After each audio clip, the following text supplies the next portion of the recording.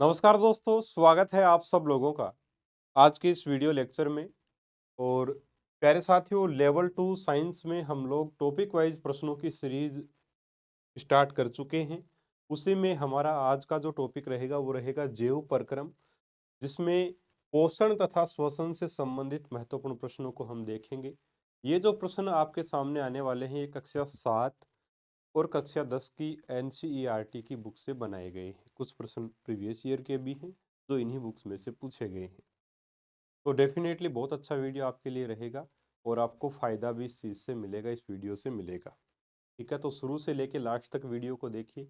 Speed आपको कम लगती है, डबल करके देख लीजिए। फिर भी कम लगती है तो देखिए, फिर क्या ही बता सकते हैं, वो तो है ना। तो जैसा आपको ठीक लगे वैसा आप कीजिए। बहरहाल हम शुरू कर लेते हैं अपने वीडियो को बिना बिल्कुल भी समय गवाए हुए। और पहला जो प्रश्न आपके सामने है कि निम्नलिखित कथनों में से कौन सा सत्य है। पहला, जो जीव अपना भोजन स्वयं संश्लेषित करते हैं स्वयंपोषी कहलाते हैं। ठीक है।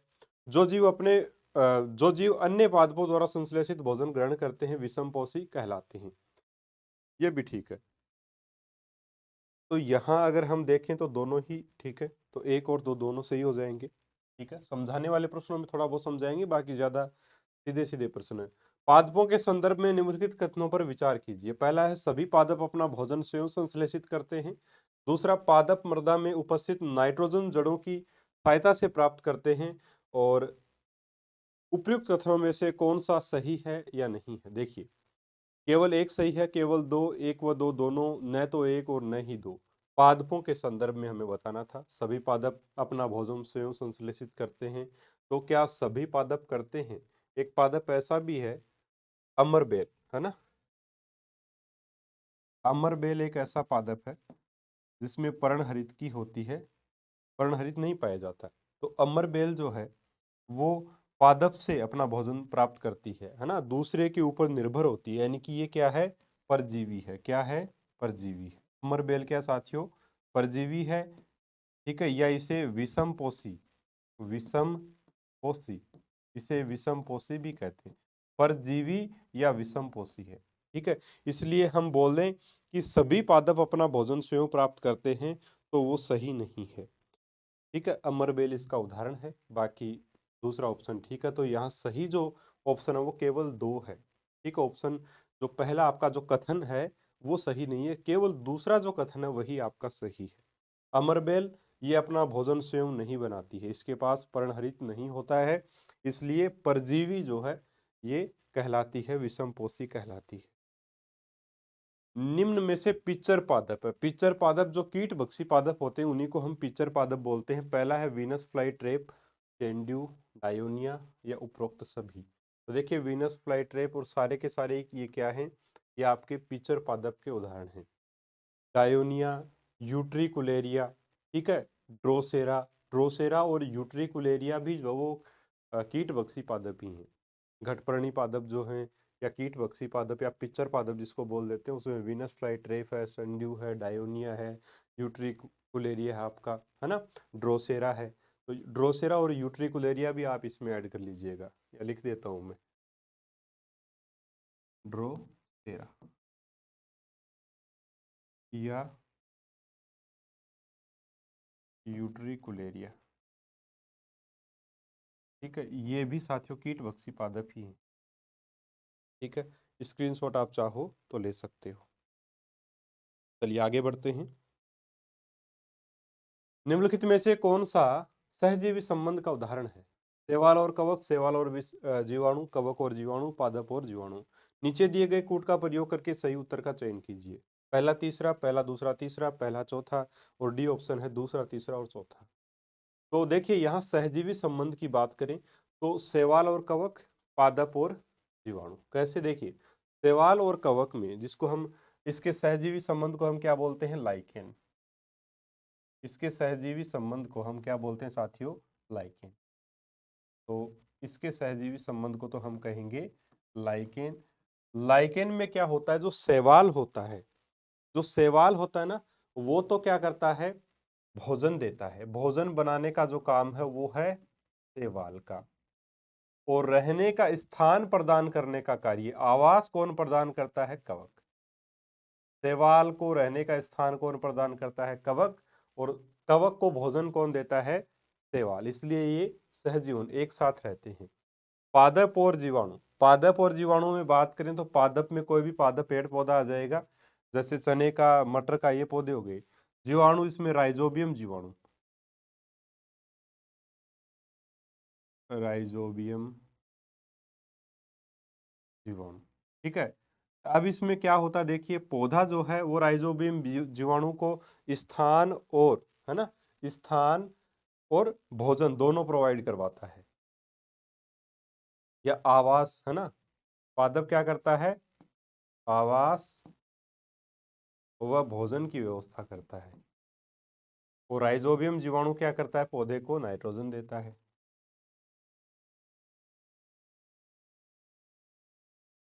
नाइट्रोजन प्रदान करता है, या ये कहें कि नाइट्रोजन के जो यौगिक हैं, नाइट्रोजन को सरल यौगिकों में तोड़ के प्रदान करता है इसको, पौधे को। तो ये सहजीवी संबंध है। तो पहला और चौथा यहाँ ऑप्शन होगा, ऑप्शन नंबर सी इस प्रश्न का उत्तर हो जाएगा। ठीक है, चलिए। प्रकाश संश्लेषण प्रक्रम में वास्तव में क्या होता है? क्लोरोफिल द्वारा प्रकाश ऊर्जा को अवशोषित करना। दूसरा, प्रकाश ऊर्जा को रासायनिक ऊर्जा में रूपांतरित करना तथा जल अणुओं का हाइड्रोजन तथा ऑक्सीजन में अपघटन। कार्बन डाइऑक्साइड का कार्बोहाइड्रेट में उपचयन। और चार है उपरोक्त सभी। तो देखिए, जो अभिक्रिया होती है प्रकाश संश्लेषण की, वो संतुलित इक्वेशन में लिख रहा हूं। 6CO2 + 12H2O, क्लोरोफिल होगा यहाँ पे, और क्या होगा? सूर्य का प्रकाश। क्लोरोफिल कै नहीं है, फै समझिएगा ना। क्लोरोफिल, क्लोरोफिल सूर्य का प्रकाश की उपस्थिति में, ठीक है। इसमें बदल जाएगा, ग्लूकोज में C6H12O6 plus 6CO2, sorry 6O2, oxygen निकलते ना, CO2 नहीं, 6O2 + 6H2, ये हमें प्राप्त होता है। ठीक है साथियों, ये है संतुलित संतुलित इक्वेशन प्रकाश संश्लेषण की। अब यहाँ पर आप देखिएगा कि बाकी बातें तो सारी की सारी ठीक है। क्लोरोफिल द्वारा प्रकाश ऊर्जा को अवशोषित यहाँ पे किया जा रहा है ना। लेकिन कार्बन डाइऑक्साइड का कार्बोहाइड्रेट में क्या हो रहा है? उपचयन नहीं हो रहा है। क्या हो रहा है? अपचयन हो रहा है। अपचयन, अपचयन हो रहा है, यानी हाइड्रोजन यहाँ जुड़ रही है इसमें, तो अपचयन बोलेंगे इसको। ठीक है, कार्बन और ऑक्सीजन तो थे ही, हाइड्रोजन और जुड़ रहा है, अपचयन बोलेंगे, है ना। अपचयन हो रहा है, यानी कि यहाँ वास्तव में क्या होता है? उपरोक्त सभी, अच्छा ये प्रश्न थोड़ा सा गलत बन गया है फिर। प्रकाश संश्लेषण के संदर्भ में सही नहीं है, ये होना चाहिए था। प्रकाश संश्लेषण प्रक्रम में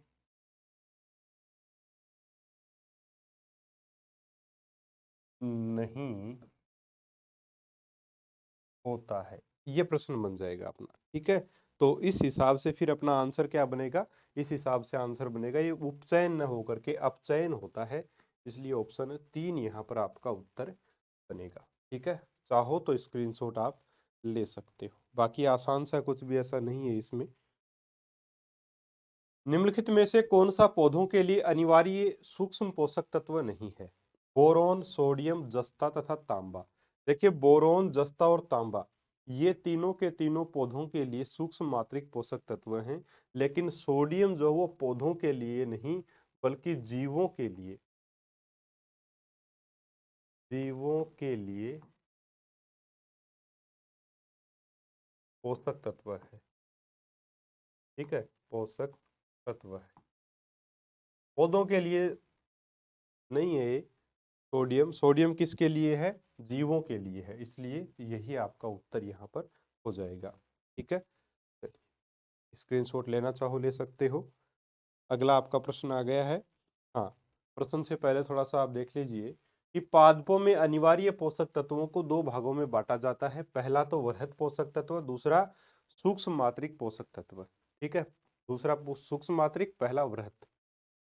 वृहद क्या होंगे, देखिए वृहद पोषक तत्व इनकी सामान्यतः पादप के शुष्क पदार्थ का 1 से लेकर 10 मिलीग्राम प्रति लीटर की सांद्रता से विद्यमान होना चाहिए। इस श्रेणी में आने वाले तत्व हैं जैसे carbon, hydrogen, nitrogen, oxygen, phosphorus, sulphur, potassium, calcium, magnesium. ठीक है। और इसमें कार्बन, हाइड्रोजन तथा ऑक्सीजन की प्राप्ति मुख्यतः कार्बन डाइऑक्साइड से होती है एवं जल से होती है, जबकि दूसरे तत्व मृदा से खनिज लवणों के रूप में ग्रहण किए जाते हैं। नाइट्रोजन एक आवश्यक तत्व है जिसका उपयोग प्रोटीन तथा अन्य यौगिकों के संश्लेषण में किया जाता है।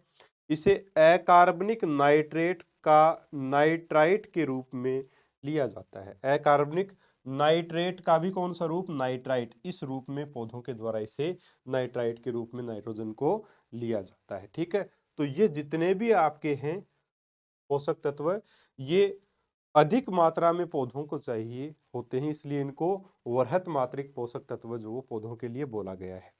इसके अलावा जो हैं, जैसे आपका सूक्ष्म पोषक तत्वों की बात करें तो वो तत्व इनकी अनिवार्यता अत्यंत सूक्ष्म मात्रा यानी 0.1 मिलीग्राम प्रति लीटर शुष्क भार के बराबर या उससे कम में होती है। इनके अंतर्गत लोहा, तांबा, मोलिब्डेनम, जस्ता, बोरोन, मैग्नीज, क्लोरीन और निकल सम्मिलित हैं। अब इसमें मैग्नीज वाला पूछा हुआ साथियों, तो इसको आप ध्यान रख लीजिएगा। आपका एक तो मैग्नीज और आपका यहाँ पर मैग्नीशियम, इनमें थोड़ा सा कंफ्यूजन हो जाता है बच्चों को। मैग्नीशियम नाम बड़ा है, देखिए मैग्नीशियम बड़ा नाम है, मैग्नीज छोटा नाम है। मैग्नीशियम बड़ा है इसलिए यह वृहत, और मैग्नीज छोटा इसलिए सूक्ष्म। ठीक है, ऐसे थोड़ा सा इनको याद रख सकते हो। हालांकि आपको जो ऑनलाइन करवाया गया है कोर्स उसमें सारी बातें लिखवाई गई हैं, लेकिन फिर भी अगर आप हमसे नहीं जुड़े हैं और आपको ये चीज़ें नहीं पढ़ाई गई हैं या कहीं से आपने नहीं पढ़ी है, तो आप इसका भी स्क्रीनशॉट जो है वो ले सकते हो। यहाँ से प्रश्न बनने की प्रबल संभावना रहती है। निम्न में से वे जीव पहचानिए जो पौधों और जंतुओं को बिना मारे उनसे पोषण प्राप्त करते हैं। अमरबेल, जू, लीच, उपरोक्त सभी। तो देखिए बिना मारे, जो पौधों को मारते नहीं हैं या जीवों को मारते नहीं हैं लेकिन उनसे पोषण प्राप्त करते हैं, जैसे अमरबेल है। अमरबेल जो है वो एक परजीवी है ना। पौधों को मार थोड़ी देती है, मारती नहीं है, उनसे पोषण ही प्राप्त करती है।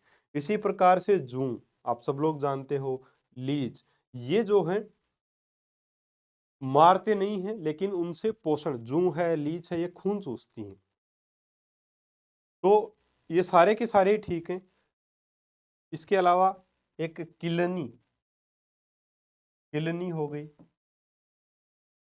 फीताकर्मी, फीताकर्मी, ये भी क्या होते हैं, किलनी और फीताकर्मी, ये भी साथियों क्या होते हैं, विषम पोषी होते हैं या परजीवी इनको बोल सकते हैं। ये सारे के सारे अमरबेल, जूं, लीच, किलनी, फीताकर्मी, ये सारे के सारे क्या हैं आपके विषम पोषी हैं, है ना। विषम पोषी यानी कि परजीवी हैं, यानी कि जीवन, अपने जीवन के लिए दूसरों पर निर्भर करते हैं। ठीक है। तो परजीवी हम इनको बोलते हैं, और ये जिनके ऊपर निर्भर करते हैं उनको परपोषी कहते हैं, परपोषी। ठीक है, परपोषी यानी कि ये जीवन के लिए जिन पर निर्भर करते हैं उनको परपोषी, दूसरों का पोषण करने वाले, और ये परजीवी दूसरे जीवों पर रहने वाले परजीवी हो गए। ठीक है। हाँ जी। हमारी लार में पाया जाने वाला वह एंजाइम कौन सा है जो भोजन के साथ आने वाले हानिकारक जीवाणुओं को नष्ट कर देता है? टाइलिन। टाइलिन, लाइसोजाइम एंजाइम, उपरोक्त दोनों है, इनमें से कोई नहीं। ठीक है। तो टाइलिन को लार एमिलेज भी कहा जाता है, लार एमिलेज, जो लार एमिलेज जो स्टार्च का पाचन करता है, सरल अणुओं में उसको तोड़ देता है। यानी कि अगर हम बात करें स्टार्च के पाचन की तो वो मुख से ही प्रारंभ हो जाता है। ठीक है।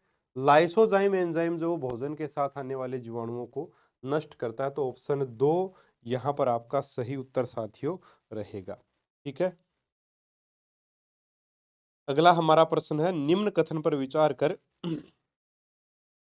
सत्य कथन के कूट का चयन करें। पहला है हाइड्रोक्लोरिक अम्ल आमाशय में भोजन में उपस्थित जीवाणुओं को नष्ट करने का कार्य करता है। HCl बिल्कुल यह कार्य करता है। एसिडिक नेचर का ये होता है, एसिड है तो एसिडिक नेचर का ही होगा। भोजन को अम्लीय भी बना देता है।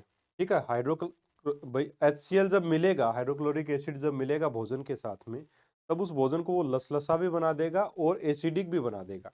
यानी कि हम बात करें कि जब आमाशय में भोजन आता है तो उसे आमाशय HCl मिला करके लसलसा बना देता है, अम्लीय बना देता है। अब ये अम्लीय भोजन आगे बढ़ता है, ठीक है, और छोटी आंत में जाता है, जहां पर पित्ताशय और अग्नाशय रस जो है वो कार्य करते हैं। पीतरस और अग्नाशय रस वहां पर कार्य करते हैं। चलिए, दूसरा है आमाशय में प्रोटीन का पाचन होता है लेकिन कार्बोहाइड्रेट तथा वसा का पाचन नहीं होता है। तीसरा है दुग्ध प्रोटीन केसीन के कारण ही दूध का रंग सफेद होता है। ठीक है, बिल्कुल सही है। केसीन का जो पाचन होता है साथियों, दुग्ध प्रोटीन केसीन का पाचन वो रेनिन के द्वारा होता है।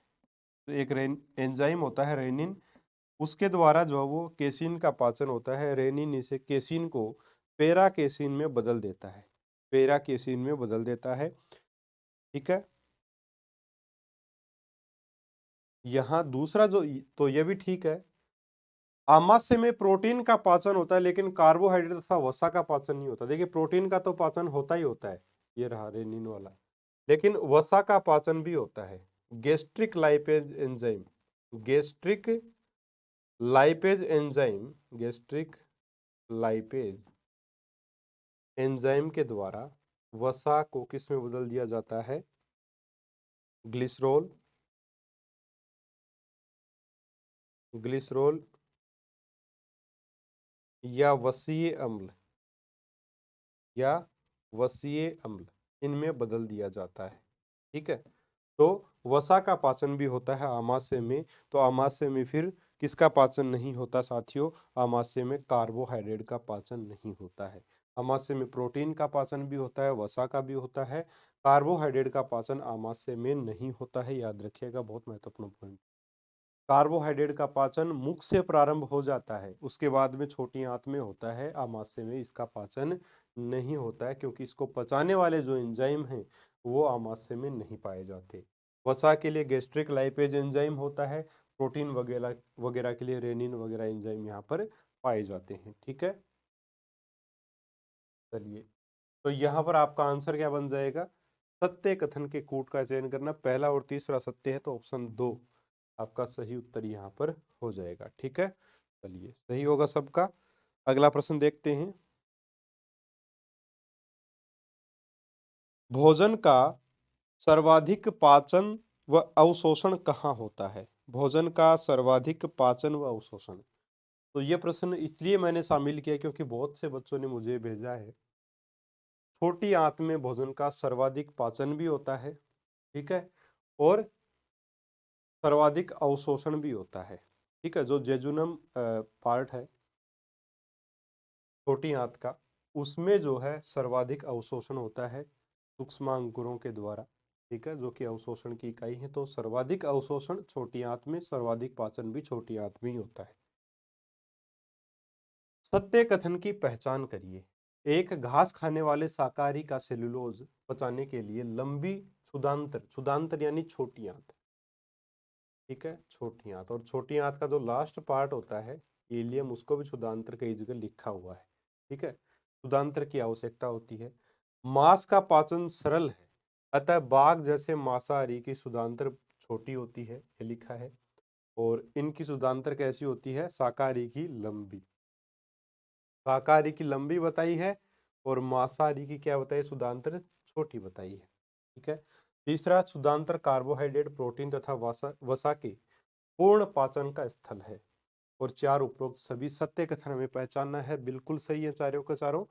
मांस का पाचन साथियों सरल होता है, तो उसके लिए जो मांसाहारी जीव हैं उनकी शुद्धांतर छोटी आंत जो वो छोटी होती है एक्चुअल में, है ना, उसकी लंबाई शाकाहारियों की तुलना में छोटी होती है। शाकाहारियों में थोड़ी सेलुलोज वगैरह के पाचन के लिए जो है वो लंबी होती है आपकी जो शुद्धांतर है नहीं, छोटी आंत है वो।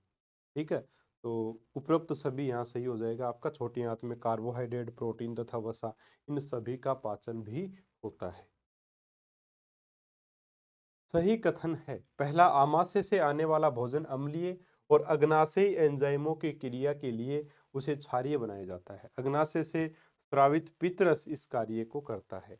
यानी कि आमाशय से जो भोजन आता है ना, आमाशय से जो अम्लीय भोजन आता है, भाई आमाशय से अम्लीय प्रकृति का भोजन ही आता है, उसको अग्नाशयी एंजाइमों की क्रिया के लिए, अग्नाशयी एंजाइम उसके ऊपर क्रिया कर सके, इसके लिए पितरस उसे क्या करता है, क्षारीय बना देता है उस अम्लीय भोजन को। बात तो ये सही है, लेकिन पितरस स्रावित कहाँ से होता है? अग्नाशय से स्रावित नहीं होता, ये यकृत से स्रावित होता है। किससे स्रावित होता है? यकृत से स्रावित होता है। ठीक है, तो पहला कथन तो बिल्कुल गलत हो गया, यानी कि उपरोक्त दोनों इसमें नहीं होंगे। दूसरा ऑप्शन है, क्षुधांतर में वसा बड़ी गोलिकाओं के रूप में होता है, जिससे उस पर एंजाइम का कार्य करना मुश्किल हो जाता है। पित्त लवण उन्हें छोटी गोलिकाओं में, किसको? वसा की जो बड़ी गोलिकाएं हैं उनको छोटी गोलिकाओं में खंडित कर देते हैं, जिससे एंजाइम की क्रियाशीलता जो वो बढ़ जाती है। बिल्कुल सही पॉइंट है, इसलिए यहाँ ऑप्शन 2 ही बिल्कुल सही रहेगा, बाकी ऑप्शन 1 सही नहीं रहेगा। ठीक है, अगला प्रश्न अपना, अग्नाशय रस के बारे में सत्य है। पहला, इसमें प्रोटीन पाचन के लिए ट्रिप्सिन एंजाइम होता है, सही है। इसमें इमल्सीकृत वसा का पाचन करने के लिए लाइपेज एंजाइम भी होता है अग्नाशय रस में। देखिए, जो अग्नाशय रस है और जो यकृत का जो पीत रस है, वो कहाँ आके क्रिया करते हैं? वो क्रिया करते हैं छोटी आंत में आके। ठीक है, पाचन में भूमिका निभाते हैं छोटी आंत में आके, क्योंकि अग्नाशय और यकृत में तो भोजन जाता नहीं है। अब देखिए तीसरा पॉइंट, क्षुधांत्र की भित्ति में ग्रंथि होती है जो आंत्र रस स्रावित करती है। इसमें उपस्थित एंजाइम अंत में प्रोटीन को एमिनो अम्ल, जटिल कार्बोहाइड्रेट को ग्लूकोज में तथा वसा को वसा अम्ल तथा ग्लिसरॉल में परिवर्तित कर देते हैं। तो ये सारे कथन बिल्कुल ठीक हैं, क्योंकि छोटी आंत में कार्बोहाइड्रेट, वसा और प्रोटीन सभी का पाचन होता है, और आंतरीय रस में इसके लिए सभी के लिए एंजाइम्स भी होते हैं। तो सारे कथन बिल्कुल ठीक हैं। प्रोटीन के पाचन के लिए ट्रिप्सिन एंजाइम अग्नाशयी रस में होता है, ये भी सही है। ठीक है, लाइपेज एंजाइम जो होता है वो इमल्सीकृत वसा का पाचन करने के लिए होता है। तो यहाँ ऑप्शन नंबर 4 जो है वो आपका सही उत्तर साथियों हो जाएगा। ठीक है, अगला हमारा प्रश्न है, दंत क्षय से संबंधित सही कथन है। दंत क्षय से संबंधित, इसमें इनेमल का मृदुकरण हो जाता है। मृदुकरण होने का मतलब है वो कमजोर हो जाता है ना, यानी कि भुरभुरा होके झड़ना स्टार्ट कर देता है, या भुरने दांत जो वो कमजोर होने प्रारंभ हो जाते हैं। इसमें डेंटिन का मृदुकरण हो जाता है। उपरोक्त दोनों दोनों या इनमें से कोई नहीं। देखिए, डेंटिन जो वो दांत के अंदर एक पदार्थ पाया जाता है जिसको डेंटिन बोलते हैं, और डेंटिन का निर्माण ओडोंटोब्लास्ट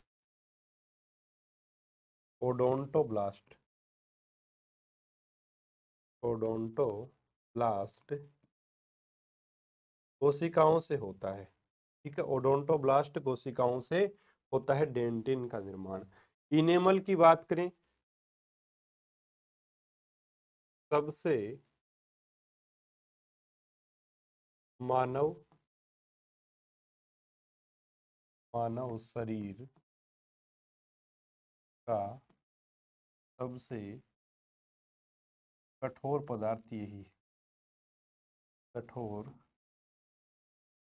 पदार्थ है। मानव शरीर का सबसे कठोर पदार्थ कौन सा है? इनेमल है। और ओडोंटोब्लास्ट से डेंटिन का निर्माण, इनेमल का जो निर्माण है वो एमिनोब्लास्ट सेल से होता है। एमिनोब्लास्ट, ओडोंटोब्लास्ट और एमिनोब्लास्ट। ठीक है, एमिनोब्लास्ट सेल से निर्माण जो होता है वो इनेमल का होता है, ओडोंटोब्लास्ट से डेंटिन का निर्माण होता है। तो दंत क्षय के संबंध में दोनों कथन बिल्कुल ठीक हैं। और पीएच के स्तर पर अगर हम बात करें, तो जब पीएच का मान 5.5 से कम हो जाता है ना, 5.5 से कम हो जाता है, ऐसे लिख दो, तो ऐसे लिख दो, पीएच 5.5 से कम होने पर, पीएच का मान 5.5 से कम होने पर भी जो है वो दंत क्षय प्रारंभ हो जाता है। ठीक है, अगला प्रश्न देख लेते हैं, या थोड़ा सा एक इसके बारे में दे रखा वो भी देख लेते हैं।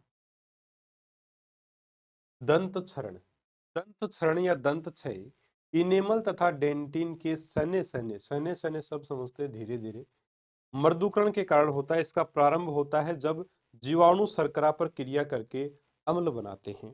ठीक है, जीवाणु क्रिया करके क्या बनाते हैं, शर्करा पर क्रिया करके अम्ल बनाते हैं तथा इनेमल मृदु या विखनिजीकृत हो जाता है। अनेक जीवाणु कोशिका खाद्य कणों के साथ मिलकर दांतों पर चिपक कर दंत प्लाक बना देते हैं। प्लाक दांत को ढक लेता है और इसलिए लार अम्ल को उदासीन करने के लिए दंत सतह तक नहीं पहुंच पाती है। ठीक है, और वो एसिडिक ही रहता है। इससे पहले कि जीवाणु अम्ल पैदा करे, भोजनोपरांत दांतों में ब्रश करने से प्लाक हट जाता है। यदि अनुपचारित रहता है तो सूक्ष्म जीव मज्जा में प्रवेश कर सकते हैं तथा जलन व संक्रमण कर सकते हैं। ठीक है, ये दंत क्षय है, एनसीईआरटी में दिया गया है, थोड़ा सा आपको देख लेना चाहिए। स्क्रीनशॉट भी आप इसका ले सकते हैं। ठीक है,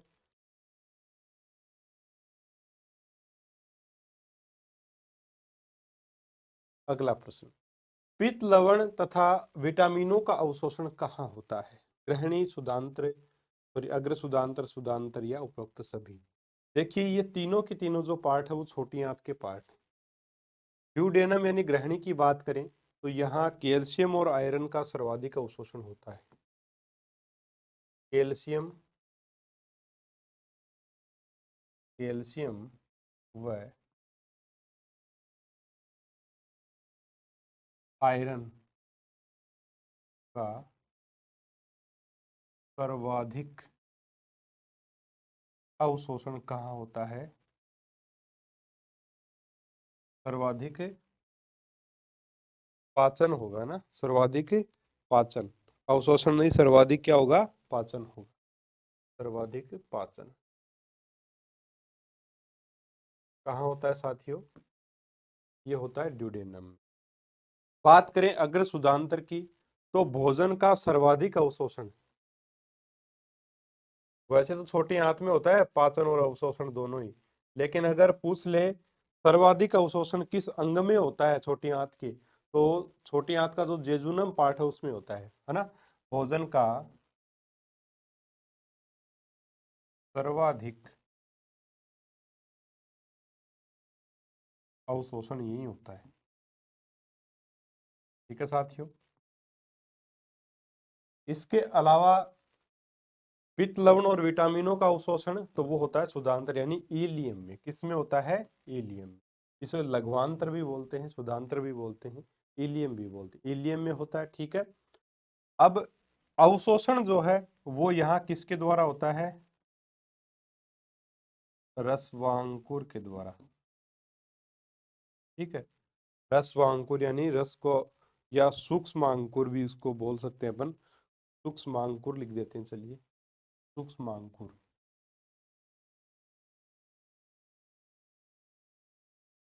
सूक्ष्म अंकुर, सूक्ष्म अंकुर के द्वारा होता है। और सूक्ष्म अंकुर क्या होते हैं? अवशोषण की इकाई।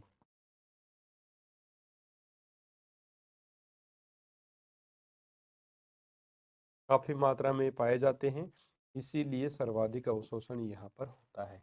तो इस प्रश्न का जो उत्तर बनेगा इलियम बनेगा, ऑप्शन नंबर 3। ठीक है, इसका आप स्क्रीनशॉट चाहो तो ले सकते हो। पितरस के बारे में सही कथन हमें बताना है।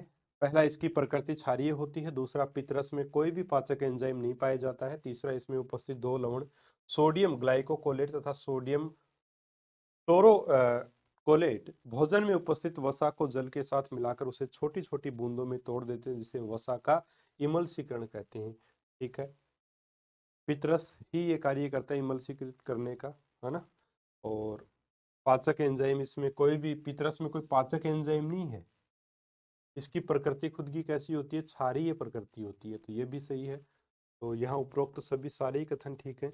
अब हम बात करें अग्नाशय रस की। अग्नाशय रस जो है वो भी क्या होता है, क्षारीय प्रकृति का ही होता है साथियों। 7.7 उसका पीएच होता है। मानव शरीर में ग्लूकोज इस रूप में पाया जाता है या संग्रहित होता है, तो ग्लाइकोजन के रूप में संग्रहित होता है। ठीक है, ग्लाइकोजन के रूप में। यकृत आवश्यकता से अधिक शर्करा को इंसुलिन की सहायता से ग्लाइकोजन में बदलकर इसका संग्रह कर लेता है। इस प्रक्रिया को ग्लाइकोजेनेसिस कहते हैं, ग्लाइकोजेनेसिस। ठीक है, यानी कि यकृत के द्वारा अधिक शर्करा जो होती है उसको इंसुलिन की सहायता से ग्लाइकोजन में बदलकर इसका संग्रह कर लेना ही क्या कहलाता है, ग्लाइकोजेनेसिस कहलाता है। ठीक है, इसके अलावा रक्त में शर्करा की कमी पड़ने पर संग्रहित ग्लाइकोजन को वापस शर्करा में बदलकर रक्त में मुक्त कर देता है। इस प्रक्रिया को क्या कहते हैं, ग्लाइकोजिनोलिसिस कहते हैं। ठीक है, तो ये इंपॉर्टेंट साथियों आपके लिए, और बिल्कुल इसका स्क्रीनशॉट आप लोग ले सकते हैं। ठीक है, वयस्क मनुष्य के ऊपरी जबड़े में उपस्थित चौवर्णक दांतों की संख्या, कुल मिलाकर के चौवर्णक जो दांत हैं, है ना, मोलर जो दांत हैं, वो आपके होते हैं 12। ऊपरले और निचले जबड़े में मिलाकर के होते हैं 12। लेकिन यहाँ एक की पूछा अपने को, ऊपरी जबड़ा पूछे या निचला जबड़ा पूछे, 6 होंगे इसमें। ठीक है, दंत सूत्र भी आपके सामने है, थोड़ी सी व्याख्या भी है कि दूध के दांत और स्थायी दांत 4 प्रकार के होते हैं। कर्तनक, इंसीजर्स, जो 8 प्रकार के ऊपर नीचे के काटने के दांत होते हैं, है ना। 4 तो होते हैं ऊपरी ऊपरी जबड़े में, 4 होते हैं इंसीजर्स निचले जबड़े में। ठीक है, 8 होते हैं। फिर रदनक, कैनिन्स, 4 प्रकार के फाड़ने के दांत होते हैं। अगर चौर्णक होते हैं फिर प्रीमोलर्स, जिसको बोलते हैं 8 प्रकार के, 2-2 की संख्या में भेदकों के पीछे होते हैं। और चौर्णक जो हैं या मोलर्स की बात करें तो ये 12 प्रकार के, 6 ऊपर 6 नीचे के जबाने के दांत होते हैं। दंत सूत्र इनका ये है आईसीपीएम। आईसीपीएम, आई से आपका इंसीजर्स, सी से आपका ये रदनक कैनिन्स, और पी से आपका प्रीमोलर, और एम से आपका मोलर्स हो जाएगा। ठीक है, तो 21 23 21 23 ये होता है, 2 से गुणा करेंगे 42 46 42 46। इसमें इसका मतलब हो जाएगा 4 जो हैं ऊपरी जबड़े में इंसीजर्स यानी कि आपके कर्तनक दांत होते हैं, 4 निचले जबड़े में कर्तनक दांत होते हैं, 2 निचले जबड़े में कैनिन्स होते हैं यानी कि रदनक होते हैं, 2 ऊपरी जबड़े में। यानी रदनक कितने होते हैं, यानी कि कर्तनक की बात करें 4 और 4 8, रदनक की बात करें 2 और 2 4। ठीक है, 4 और 4 8 क्या होंगे, अगर चौर्णक, और 6 और 6 12 क्या होंगे, चौर्णक। तो आप देख सकते हो 12 और 8 20, 20 और 12 32। इस प्रकार से 32 दांत हो गए, इस प्रकार से 32 दांत हो गए। ठीक है, इसका स्क्रीनशॉट आप लेना चाहो जरूर से जरूर ले सकते हो।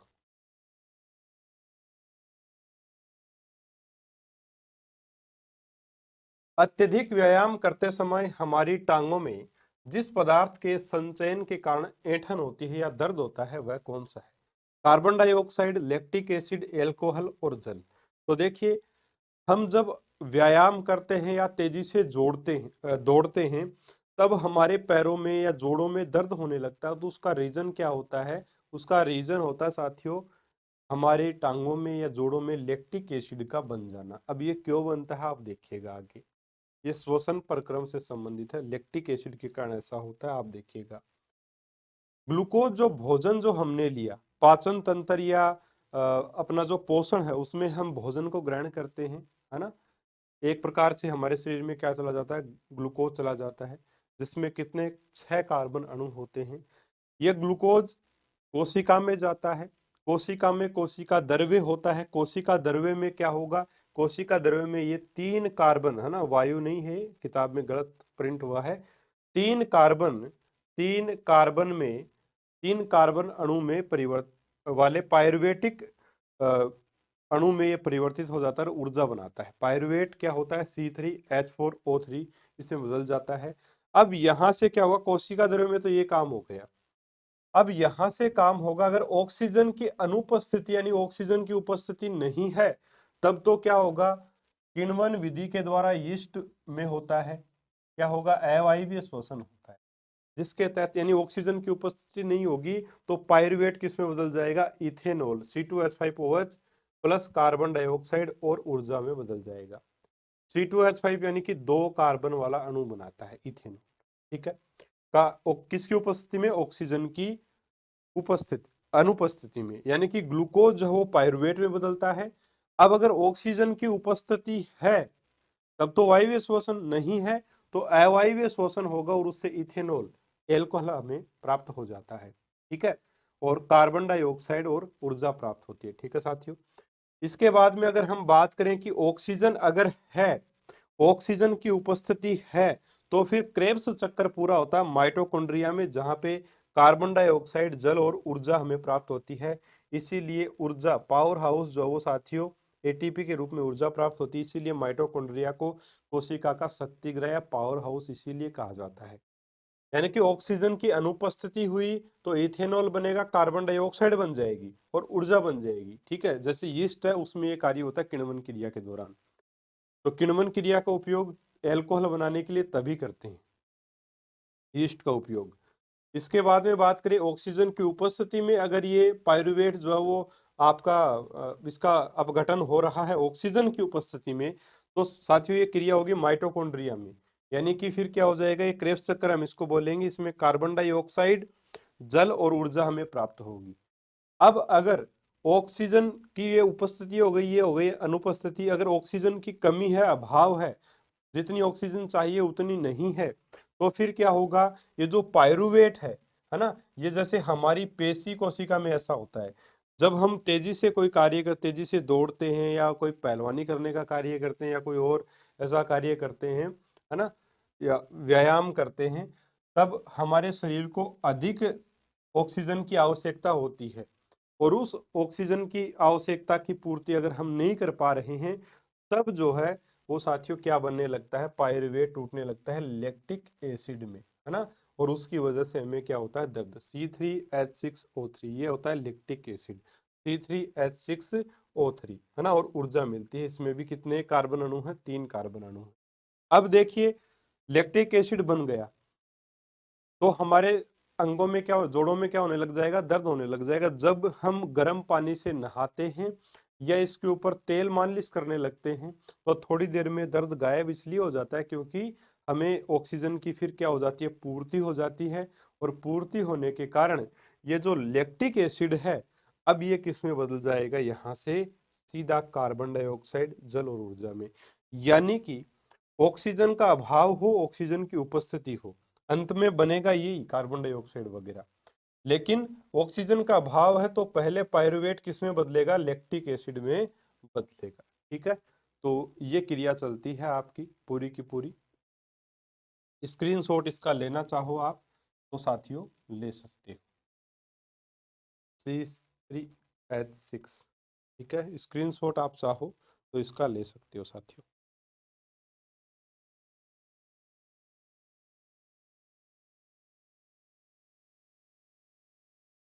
किसी सामान्य वयस्क व्यक्ति की विश्राम अवस्था में औसत श्वसन दर, विश्राम अवस्था यानी कि जब व्यक्ति आराम कर रहा है उस समय की बात कर रहा है ना, उस समय की बात कर रहे हैं कि जब व्यक्ति आराम कर रहा था उसकी श्वसन दर कितनी होती है, प्रति मिनट 15 से 18 होती है, और व्यायाम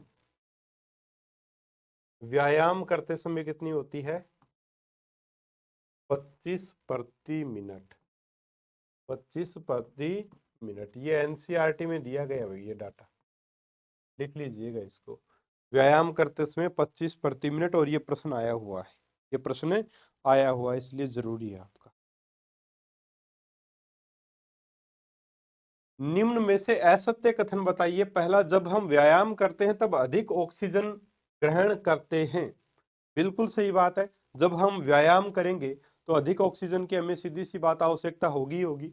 अगर हमें अधिक ऑक्सीजन नहीं मिलेगी तो हमारे टांगों में, जोड़ों में दर्द होने लग जाएगा, सीधी सी बात है, क्योंकि फिर लैक्टिक एसिड बनता है, सॉरी हाँ लैक्टिक एसिड बनता है आपका, क्योंकि ऑक्सीजन पूरी नहीं मिल पाती। लैक्टिक अम्ल का संचय पेशियों में ऐंठन उत्पन्न करता है, दोनों बात ठीक है। फिर मांसपेशियों में ऑक्सीजन की आपूर्ति बढ़ जाने से लैक्टिक अम्ल कार्बन डाइऑक्साइड में पूर्ण विखंडन हो जाता है, बिल्कुल सही बात है। जब ऑक्सीजन की पूर्ति हो जाती है तो जो मांसपेशियों में लैक्टिक एसिड बना वो कार्बन डाइऑक्साइड में बदल जाता है, ठीक है। तो फिर दर्द भी खत्म हो जाता है। तो यहाँ पूछा क्या, हमें असत्य कथन बताना है, तो कोई भी कथन असत्य नहीं है, इनमें से कोई नहीं। यहाँ पर आपका आंसर जो है वो आ जाएगा। सारे के सारे कथन जो हैं वो बिल्कुल आपके यहाँ पर सही रहेंगे। अगला हमारा प्रश्न है, उच्छ्वसन के समय पसलियां, उच्छ्वसन, उच्छ्वसन क्या होता है साथियों? उच्छ्वसन होता है श्वास बाहर छोड़ना, वायु, या लिख लें हम श्वास बाहर छोड़ना। उच्छ्वसन क्या होता है? श्वास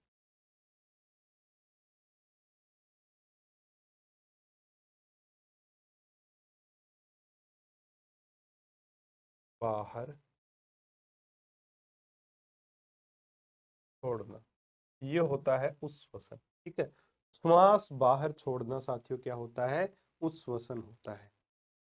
अब देखिए आप, ये प्रश्न आराम से, ये पसलियां अपनी रिब्स ये होंगी पसलियां, तो अपन जब श्वास अंदर लेंगे तो सीना अपना बाहर आता है, यानी पसलियां ऊपर की तरफ आती हैं। जब हम अंदर श्वास लेंगे, अंदर श्वास लेने को क्या बोलेंगे? निश्वसन। तो जब हम श्वास लेने के बाद छोड़ते हैं तो पसलियां अंदर की तरफ जाएंगी, है ना। उच्छ्वसन यानी पसलियां कहाँ जाएंगी? नीचे की ओर जाएंगी। तो ऑप्शन नंबर 2 यहाँ पर आपका सही उत्तर होगा। अब डायाफ्राम हमारा इस प्रकार से यहाँ होता है डायाफ्राम, ठीक है। थोड़ा सा ऊपर बता रहा हूँ मैं आपको ताकि दिखाई दे जाए आपको। इस प्रकार से होता है ये, ऐसे डायाफ्राम, ऐसे होता है चांद की आकृति में, है ना। ऐसे डायाफ्राम होता है हमारे नीचे फेफड़ों के नीचे, जस्ट इस प्रकार से कुछ,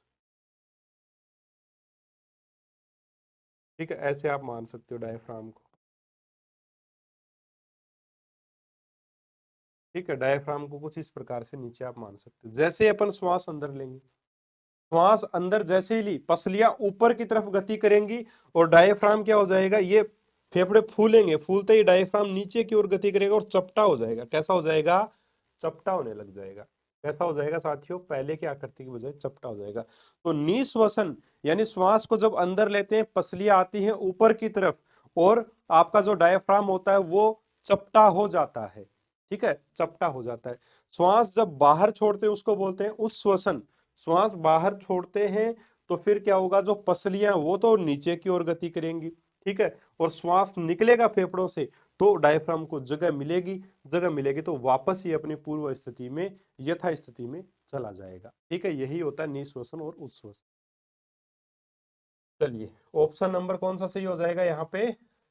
ऑप्शन नंबर 2 सही हो जाएगा, बिना किसी चिंता फिकर के, ठीक है। अगला प्रश्न, उच्छ्वसन में निकलने वाले पदार्थ हैं ऑक्सीजन, कार्बन डाइऑक्साइड, उपरोक्त दोनों, ऑक्सीजन, कार्बन डाइऑक्साइड तथा जल। ऑप्शन नंबर 4 यहाँ सही होगा। देखिएगा, इसमें काफी बच्चे जल्दबाजी में कार्बन डाइऑक्साइड लगा सकते हैं या इससे भी बच के निकल गए तो ऑप्शन 3 पे क्लिक कर देंगे, लेकिन ऑप्शन नंबर 4 सही होगा। जब हम, आप किसी भी शीशे के ऊपर अपनी श्वास छोड़ के देखिएगा, फिर हाथ लगा के देखना, उसके ऊपर आपको जल भी मिलेगा। तो जब हम श्वसन, सांस अंदर लेते हैं तो हम क्या कहते हैं कि हमने ऑक्सीजन अंदर ली, सांस छोड़ते हैं तो क्या बाहर छोड़ते हैं? Carbon dioxide. नहीं, जब हम ऑक्सीजन, जब श्वास हम लेते हैं तो ऑक्सीजन अधिक मात्रा में हम लेते हैं, कार्बन डाइऑक्साइड बहुत ही कम मात्रा में हम ग्रहण करते हैं। कितनी ग्रहण करते हैं? जितनी वायुमंडल में होती है उतनी। 21% ऑक्सीजन है तो 21% तो अंदर जाते समय क्या होगी? चलिए, इस प्रश्न समझ में आ गया होगा, यहाँ देख लेते हैं। ये एनसीईआरटी में दिया गया है ये डायग्राम, इसका स्क्रीनशॉट जरूर ले लीजिएगा आप लोग। अंतःश्वसित और उच्छ्वसित वायु में ऑक्सीजन और कार्बन डाइऑक्साइड का प्रतिशत कितना होता है? अंतःश्वसित यानी अंदर ली गई वायु 21% तो उसमें होगी ऑक्सीजन। कितने परसेंट होगी? 21%। क्यों? क्योंकि वायुमंडल में भी इतनी है। कार्बन डाइऑक्साइड 0.04%, क्योंकि वायुमंडल में भी इतनी है। अब जब इसे हम शरीर में काम में लेने के बाद में बाहर छोड़ेंगे, है ना, तब क्या होगा? उच्छ्वसित वायु यानी कि बाहर जो वायु छोड़ेंगे उसमें 16.4% तो ऑक्सीजन होगी, 21% ले थे जितनी वायु ली, वायु तो अपने आप में 100% है, उसमें 21% ऑक्सीजन, 0.04% कार्बन डाइऑक्साइड। जब बाहर छोड़ेंगे तब 16.4% ऑक्सीजन बाहर आएगी। जो वायु 100% वायु बाहर आ रही है उसमें अन्य चीजें भी हैं, तो 16.4% जो उसमें ऑक्सीजन भी बाहर आएगी, और 4.4% है ना, 0.04% से देख लो कितना ज्यादा है, कार्बन डाइऑक्साइड बाहर निकलते हैं। इसीलिए हम बोलते हैं कि जब हम श्वास लेते हैं तो ऑक्सीजन अंदर लेते हैं, कार्बन डाइऑक्साइड बाहर छोड़ते हैं। ठीक है, यही इसका रीजन है। ये देख लीजिएगा, फेफड़ों के द्वारा ये कार्य होता है साथियों। इसके अलावा जल भी जो है, वायु हम जब छोड़ते हैं तो जल भी बाहर आता है। तो पिछले प्रश्न में ऑप्शन डी आपका सही आंसर होगा, और यहाँ इसका स्क्रीनशॉट आप जरूर से जरूर ले लीजिएगा। चलिए अगले प्रश्न की हम बात करें। अगला प्रश्न है, जलीय जीवों की अपेक्षा सॉरी जलीय जीवों की श्वसन दर, जलीय जीवों की श्वसन दर से संबंधित है ये प्रश्न। ठीक है, पहला ऑप्शन है स्थलीय जीवों की अपेक्षा कम होती है श्वसन दर, है ना, स्थलीय जीवों की अपेक्षा अधिक होती है, स्थलीय जीवों के समान होती है, इनमें से कोई नहीं।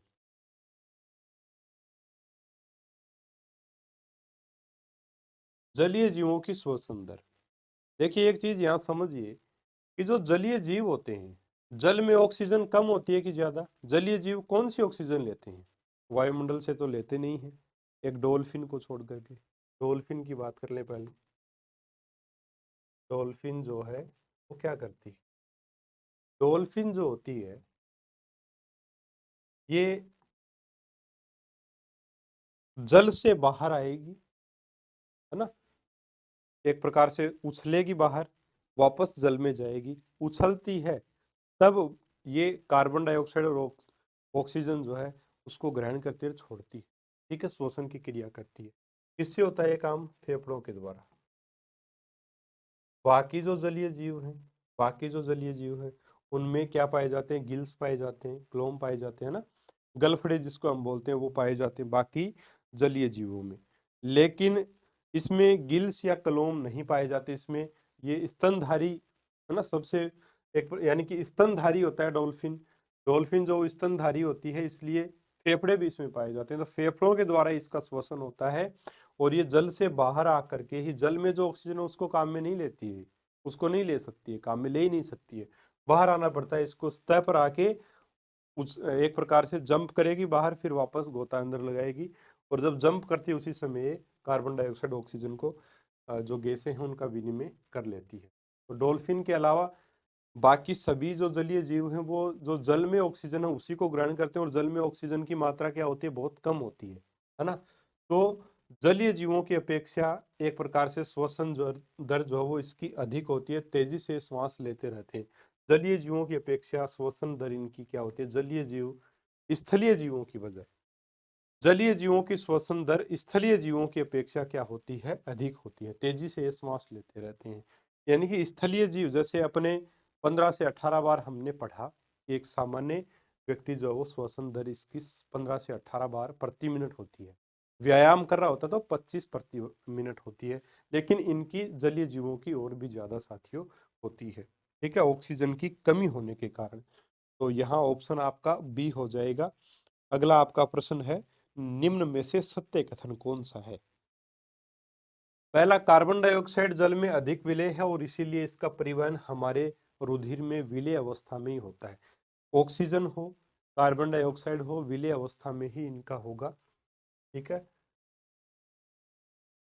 दूसरा है, यदि हमारे शरीर में विसरण द्वारा ही ऑक्सीजन गति करती तो हमारे फुफ्फुस में यानी फेफड़ों में, फेफड़ों से ऑक्सीजन के एक अणु को पैर के अंगुष्ठ यानी अंगूठे तक पहुंचने में अनुमानतः 3 वर्ष का समय लगेगा। देखिए हम जानते हैं कि जो गैसों का आदान प्रदान है फेफड़ों में जो कूपिकाओं के द्वारा होता है ना, एल्वियोलाई के द्वारा होता है, वो विसरण विधि के द्वारा होता है। विसरण परासरण हमने बहुत अच्छे से समझ लिया है।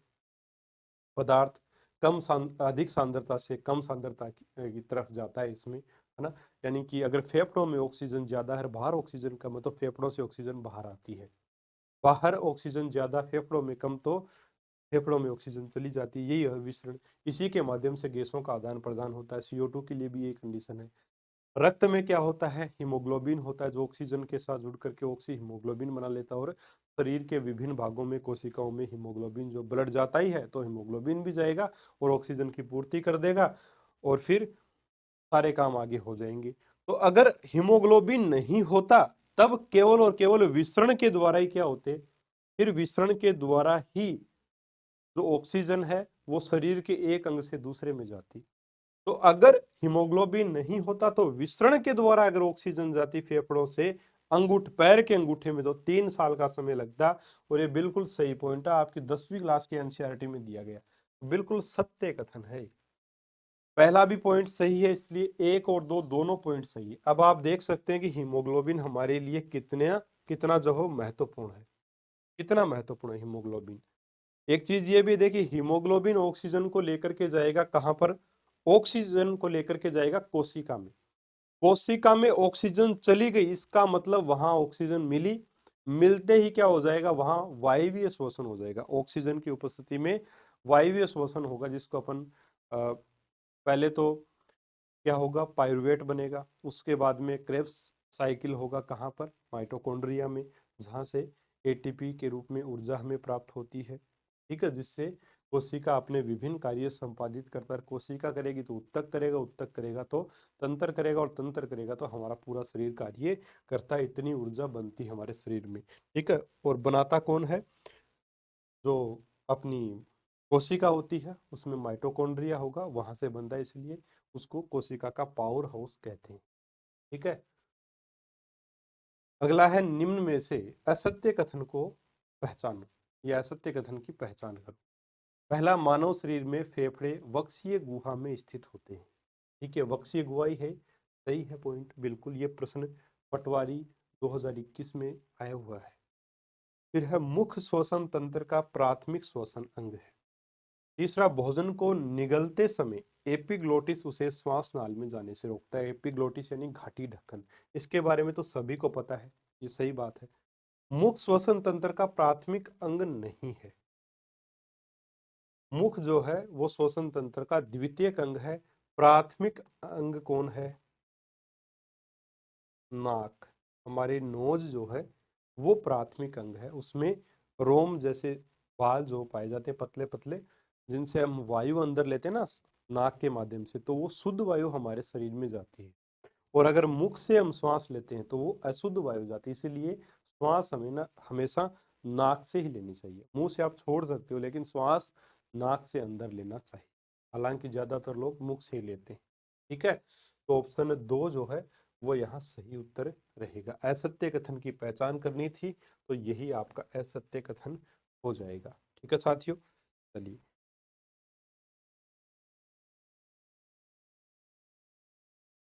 निम्न कथनों पर विचार करिए तथा सत्य कथन के कूट का चयन करिए। पहला, कोशिका प्रक्रियाओं के लिए ATP ऊर्जा मुद्रा है, सही बात है। दूसरा, मानव में गैसों का आदान प्रदान कूपिका, अभी अभी बताया था आपका, कूपिका के द्वारा होता है। कार्बन मोनोऑक्साइड रुधिर में ऑक्सीजन ले जाने की क्षमता को बढ़ा देती है। कार्बन मोनोऑक्साइड वो बढ़ाएगी नहीं, घटा देती है, कम कर देती है। इसीलिए तो जब हम रात को अंगीठी जला के, बंद कमरे को करके अंगीठी जला के सो जाते हैं, तो उससे व्यक्ति की मृत्यु भी हो सकती है। क्योंकि फिर क्या होगा? हीमोग्लोबिन जो वो ऑक्सीजन को नहीं लेके जाएगा, है ना। कार्बन मोनोऑक्साइड के साथ कार्बन मोनोऑक्साइड को वो लेकर के जाना प्रारंभ कर देगा, जिससे एक जहरीला पदार्थ बन जाएगा और व्यक्ति की मृत्यु हो जाएगी। दम घुटने से उसे पता भी नहीं चलेगा, सोते का सोता ही रह जाएगा। इसलिए ऑप्शन नंबर 3 है ना, सत्य कथन के कूट का चयन करें। तो तीसरा कथन तो सत्य नहीं है, पहला और दूसरा। ठीक है, तो केवल 1 और 2 यानी ऑप्शन नंबर आपका 1 यहाँ पर सही आंसर हो जाएगा। ठीक है साथियों, अच्छा प्रश्न था, देख लीजिएगा इसको।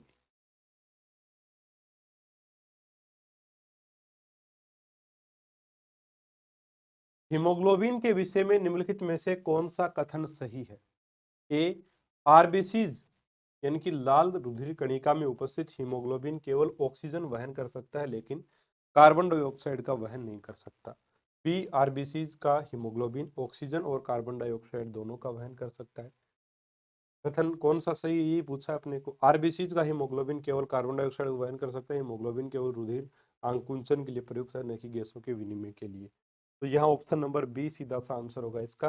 हीमोग्लोबिन ऑक्सीजन और कार्बन डाइऑक्साइड दोनों का वहन करता है साथियों, तो यही इसका आंसर भी हो जाएगा। ठीक है,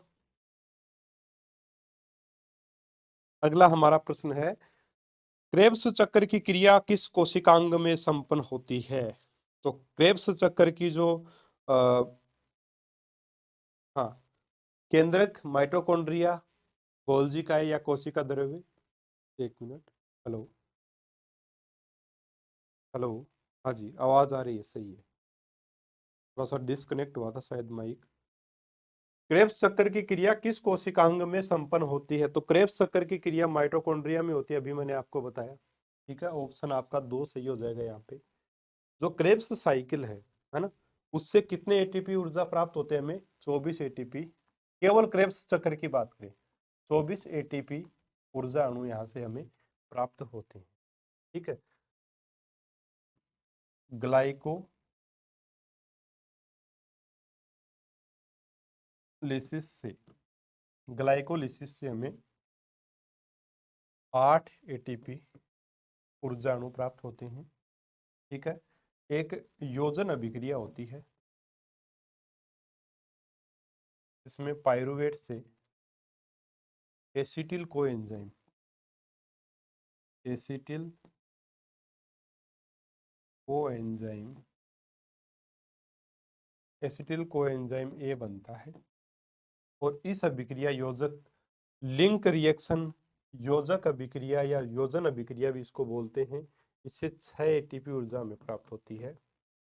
और क्रेब्स चक्कर, पहली बात तो ये, दूसरा ये, तीसरा क्रेब्स चक्र, ये दोनों क्रियाएं आपकी कहाँ होंगी? ये दोनों क्रियाएं आपकी होंगी कोशिका द्रव्य में। ठीक है, क्रेब्स चक्र ये होंगे आपका माइटोकॉन्ड्रिया में होगा, 24 एटीपी ऊर्जा प्राप्त होती है। इस प्रकार से ग्लूकोज के एक अणु के विखंडन से 38 एटीपी ऊर्जा हमें प्राप्त होती है। ग्लूकोज के एक अणु के विखंडन से, ग्लूकोज के एक अणु के विखंडन से साथियों कितनी ऊर्जा प्राप्त होती है? 38 एटीपी ऊर्जा प्राप्त होती है। इसका स्क्रीनशॉट आप चाहो तो ले सकते हो। ठीक है, लिंक रिएक्शन या योजक अभिक्रिया से 6 एटीपी, जिसमें पायरुविक अम्ल से एसिटिल को एंजाइम ए का निर्माण होता है। ठीक है साथियों, चलिए अब कई कई जगह आता है ये 36 एटीपी हो गई, कई कई जगह ये 38 हो गई, 36 एटीपी भी आता है, तो उसका भी देख लेते हैं। पेंटोज फास्फेट पथ, पीपी पाथ,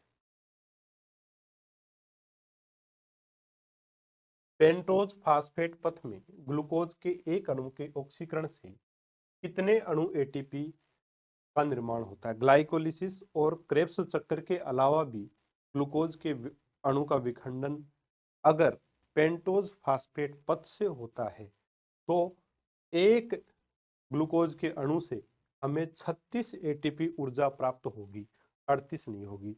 लेकिन अगर क्रेब्स चक्कर और ग्लाइकोलिसिस साइकिल से होता है तो फिर आपको 38 एटीपी ऊर्जा प्राप्त होगी। यहाँ आंसर आएगा 36 एटीपी। ठीक है, तो इस प्रकार से ये प्रश्न थे आपके श्वसन और पोषण से संबंधित। इसी के साथ हमारा आज का वीडियो भी संपन्न होता है। ये प्रश्नों की सीरीज, और जो आगे हमारे जीव प्रक्रम में और भी दो टॉपिक बच गए हैं, एक तो रक्त परिसंचरण तंत्र है, एक उत्सर्जन तंत्र है, उनसे संबंधित प्रश्न भी हम लोग आपके लिए लेकर आएंगे।